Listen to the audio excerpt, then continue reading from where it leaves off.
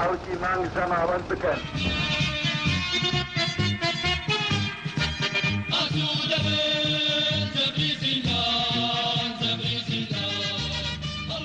شش ساڵ تێپەڕ دەبێت بەسەر ڕاپەڕینی شاری سلێمانیدا کە سەر ئەنجام پاش چەندین ساڵ لە چۆسانەوە خەڵک و پێشمەرگە کۆتاییان هێنا بە حکومڕانی ئاگر و ئاسنی ڕژێمی لە ناوچووی بەعس و پاش ئەوە قۆناغێکی نوێ لە ژیانی سیاسی و حکومڕانی کورد دەستی پێکرد.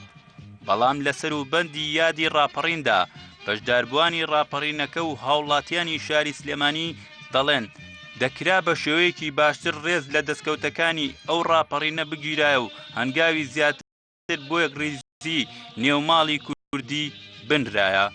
گۆڕانکاریەکی مێژووی بە خوێنی ڕۆڵەکانی تۆمار کرد، ئەویش ڕاپەڕینی سەرتاسەری کوردستان بوو، پاکردنەوە ڕاماڵینی دوژمنانی سەرسەختی میلەتەکەمان بوو کە یەکێک بوو لەو دوژمنانە لەو حکومەتانەی کە سێم حکومەت بوو لە عالەما لە ڕووی سیاسی لە ڕووی سەربازی ئەوانەوە. بۆیە بەڵام میلەتەکەمان زۆر لەوە بەهێزتر بوو، هەم ئەو هەموو چەوسانەوەی قبول نەکرد کە پێشووتر لەسەردەستی ئەو ڕژێمی ڕووخایە کە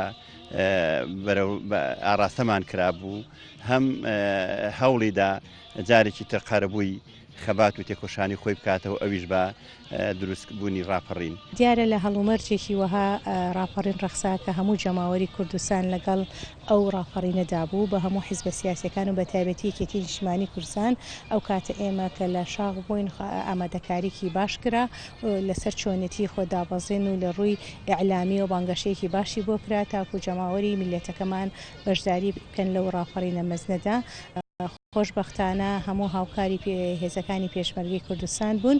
ئێمە ژنانیش کە توانیمان ڕۆڵێکی کاریگەرمان هەبێت لەو ڕاپەڕینەدا بە خۆکۆکردنەوەی ئیشکردنمان لەسەر چۆنێتی تەنزیمکردنی ژنان کاتێک کە گەڕینەوە لە دوای ڕاپەڕینەوە چ بەرنمەیەکمان هەبێت تاکو ژنان هەم داکۆچی لە مافەکانی خوان و هەم ژنان ئەرکی نەتەوایەتی و نیشتیمانی خوان لە ڕاپەڕینەکاندا و دەور و کاریگەری خۆیان هەبێت.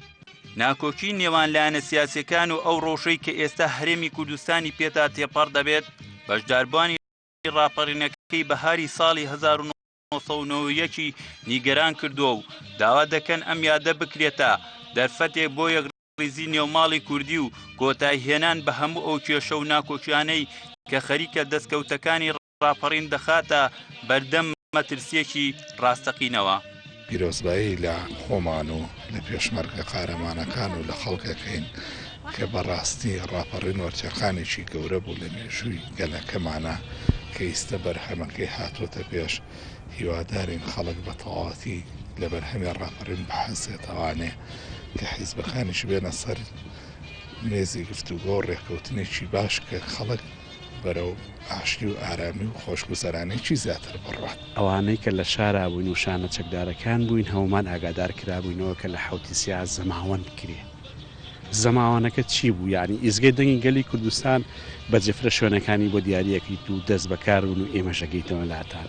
ئێمە خۆی لەوا ئەبینیەوە، یعنی ئاپۆڕای جەماوەر و ڕێخستنە دێرینەکان وابوو یەکێک بە چەک و یەکێک بە دار و یەکێک بەهێن و هەمووی ئەچوو ئەو نەداغ لە دڵ بوو، هەموو ئەچوو پەلاماری فاشیەکانیەدا. هیوادارم ئەو یادانە هەمیشە بە خۆشی یاد بکرێتوانێ و بە گەشاوی یاد بکرێتوانێ. هیوادارم ئەوانەی کە خۆیان بۆ ئەم وڵاتە بەخشی و خوێنیان بۆ ئەم وڵاتە بەخشی و گیانی خۆیان بۆ ئەم وڵاتە بەخشیوە ئەمڕۆ ژیانێکی ئاسوودەیان بۆ خێزان و خانەوادیان هێنابێتە دی. ڕاپەڕینی خەڵکی کوردستان و هێزەکانی پێشمەرگە لەو قۆناغێ دژوارەی خەباتی کووردا پەیامی یەکڕێزی و یەک هەڵوێستی میلەتێکی چەوساوەی بە هەموو گیان ڕاگەیاند. لەسەر ئەوەش کۆکن ئەگەر بە هەمان گوڕوتینی ڕاپەڕینەوە کار بکرێت کورد دەتوانێت زۆرترین دەستکەوتی گەورە بۆ ئایندەی خۆی مسۆگەر بکات. شاخەوان عەبدوڵڵا، بادینان سات، سلێمانی.